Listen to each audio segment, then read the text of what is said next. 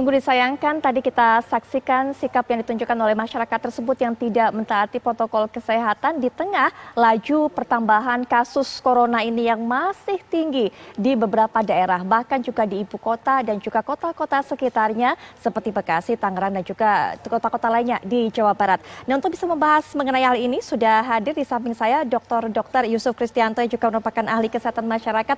Assalamualaikum warahmatullahi wabarakatuh. Selamat malam, Dokter. Waalaikumsalam. Gimana kabarnya? Alhamdulillah sehat. Alhamdulillah sehat. Senang sekali bisa berada di sini. Iya, Kita makasih, nanti akan bahas mengenai video tersebut, iya, Dokter. Termasuk juga nanti kita akan berbincang-bincang dengan Mbak Hana Suryani selaku Ketua Asosiasi Pengusaha Hiburan Malam. Selamat malam, Mbak Hana. Ya, selamat malam, Mbak. Baik, dan juga sudah bergabung dengan kita Bapak Abi Huraira selaku Kasatpol PP Bekasi. Selamat malam, Pak Abu Huraira. Selamat malam, Assalamualaikum Mbak warahmatullahi Putri. wabarakatuh. Waalaikumsalam warahmatullahi wabarakatuh. Baik, ini kita lihat kembali pemirsa dan dokter bagaimana video yang kemudian menjadi viral beberapa kafe di Bekasi termasuk juga broker kafe tadi yang sudah sempat diinformasikan oleh Pak Abu Huraira. Ini di dalam pengunjungnya malah berdempet-dempetan, kemudian begitu ramai tidak menaati protokol kesehatan dan juga asik berjoget.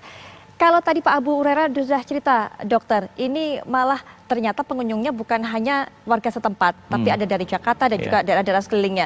Karena memang Jakarta ditutup tempat hiburan malamnya. Ini pelampiasan stres atau bagaimana masyarakat ini? Apa belum sadar bagaimana bahayanya corona? Iya, yang seperti di media selalu saya berulang saya katakan, jika kita mau menang dalam perang ini, kuncinya cuma satu, disiplin.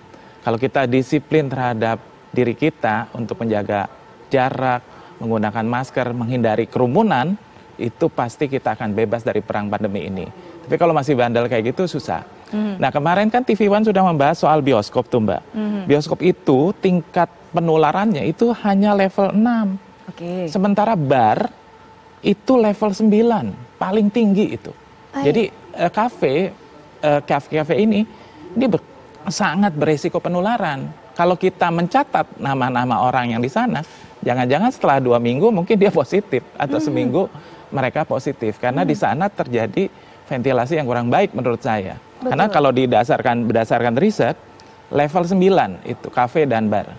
Kira-kira itu, Mbak. Ya, soal disiplin ini juga menjadi pertanyaan kita. Apakah kedisiplinan dari tempat-tempat hiburan malam untuk bisa mematuhi bahwa belum dapat izin untuk buka selama masa PSBB ini betul-betul dipatuhi? Mungkin Mbak Hana Suryani bisa menjelaskan. Karena kalau kemarin Mbak Hana, informasi yang beredar dan juga disampaikan oleh Satgas Penanganan COVID-19, justru ada klaster baru di Jakarta, klaster dari tempat hiburan malam. Mbak Hana mungkin bisa jelaskan. Baik, Mbak Hana, ini sebelum kita jeda, idealnya menurut Anda artinya ketika tempat hiburan di Jakarta ditutup, seharusnya di kota-kota penopang Jakarta termasuk Bekasi dan berbagai kota lainnya yang berbatasan dengan Jakarta juga harus ditutup tempat hiburan malamnya? Bukan harus tutup, Mbak. Tapi mereka harus gini, itu kebijakan memang kita nggak bisa, saya tidak bisa sampai ke sana. Itu ada pertimbangan dari para pemimpin sendiri. Baik. Yang saya tuntut adalah fakta integritas dan protokol yang ketat dari para pengusaha sebelum mereka membuka usaha. Baik, Mbak Hana, tahan di situ. Kita akan jeda sejenak. Nanti kita akan bahas, kita akan lanjutkan juga. Nanti kita minta komentar dari Pak Abu Huraira dan juga Dr. Yusuf. Tapi setelah jeda berikut ini kami segera kembali.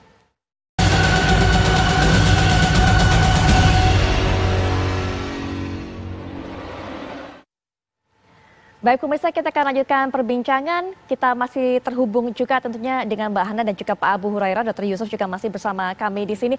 Pak Abu, tadi juga sudah ada pesan, sudah ada yang disampaikan oleh Mbak Hana. Rasanya mungkin pesan dari Mbak Hana ini bisa mewakili masyarakat. Walaupun kami tidak tinggal di Bekasi begitu. Tapi yang diinginkan oleh masyarakat adanya ketegasan dari para pihak pengamanan. Ini termasuk juga untuk bisa melakukan razia, kemudian juga patroli dan juga menindak mereka yang melanggar protokol kesehatan. Nah, ini mungkin juga bisa menjadi tantangan, Pak. Bagaimana tugas ini dilaksanakan secara maksimal. Sementara tadi Pak Abu juga sudah sempat menyampaikan saat weekend semua tempat buka termasuk tempat hiburan malam dan juga kafe-kafe. Ini ada masalah juga mengenai jumlah ataupun kuantitas dari Satpol PP yang ada ataupun yang bertugas dan pembagiannya. Silakan Pak Abu.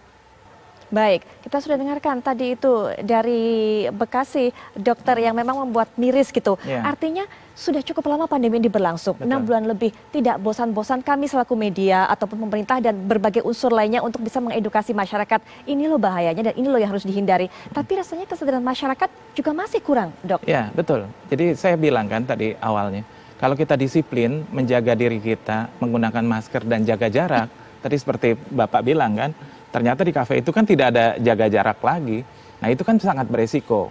Meskipun tadi katanya ventilasinya cukup baik ya, tapi kan dalam jumlah yang banyak itu beresiko.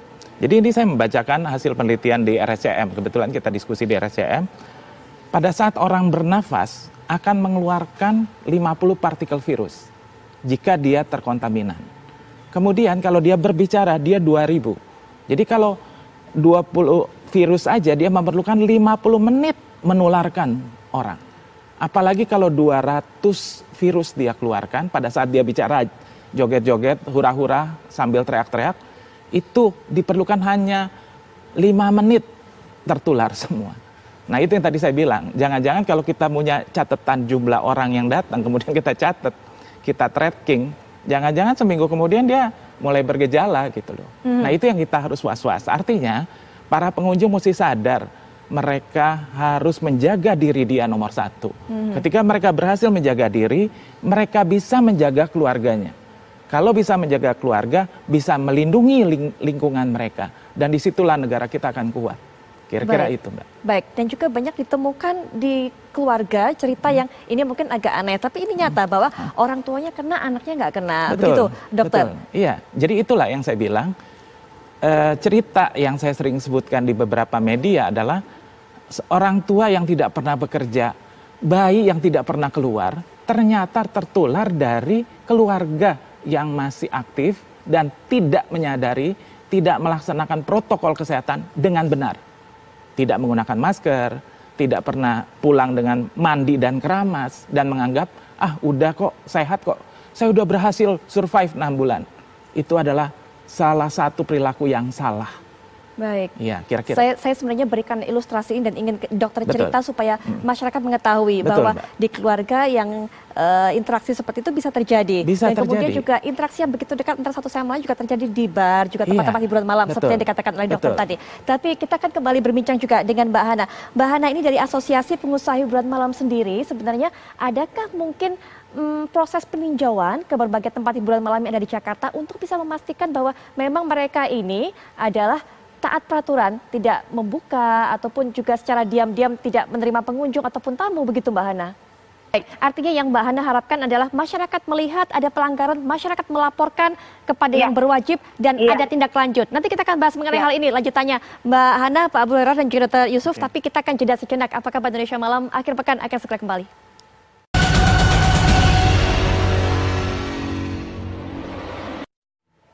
Baik, kita akan lanjutkan perbincangan.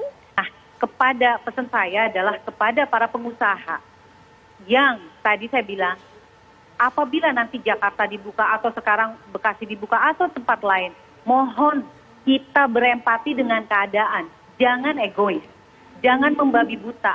Anda tidak punya uang, langsung Anda membabi buta. Kalau di Jakarta saya mengusung Pergub 18 nomor tahun 2018, yaitu mengenai narkoba, prostitusi, dan human trafficking. Jangan sampai nanti apabila sudah terlalu lama dibuka, nanti waktu buka mereka membabi buta dengan mengabaikan pergub yang kita usung itu, yang sekarang kita sedang kampanyekan. Nah, jadi pesan saya adalah berempatilah dengan saudara-saudara Anda di Indonesia ini. Seperti itu Mbak. Baik, Dr. Yusuf juga mungkin untuk menghindari supaya hal ini tidak terjadi lagi. Karena tadi yang sudah kita lihat bersama, masyarakat tempat hiburan malam di Jakarta tidak buka tapi malah lari kemana-mana, Bekasi, Bandung dan sebagainya. Oke, jadi gini, saya ngerti bagaimana orang menganggap ini adalah new normal. Itu adalah kalimat yang adaptasi kebiasaan baru dalam kehidupan kita. Dan ini belum biasa, jadi kegiatan kita harus lebih dari biasanya. Jadi tetap protokol kesehatan dijalankan. Dan tepat seperti berulang saya katakan, kalau kita mau sukses dalam perang melawan pandemi, kita harus jaga diri kita baik-baik. Jalankan protokol dengan baik dan jaga keluarga kita dengan baik. Baru kita bisa menjaga lingkungan kita, dan dengan demikian kita bisa menjaga negara kita. Sehingga ekonomi bisa kembali berputar karena semua sehat, semua tidak ada yang terkontaminasi. Dan ingat, barang siapapun yang kerja, pada saat pulang ke rumah, protokol pulang ke rumah, yaitu melepas baju, mandi dan keramas, itu menjadi kewajiban sebelum bersilaturahmi dengan keluarganya.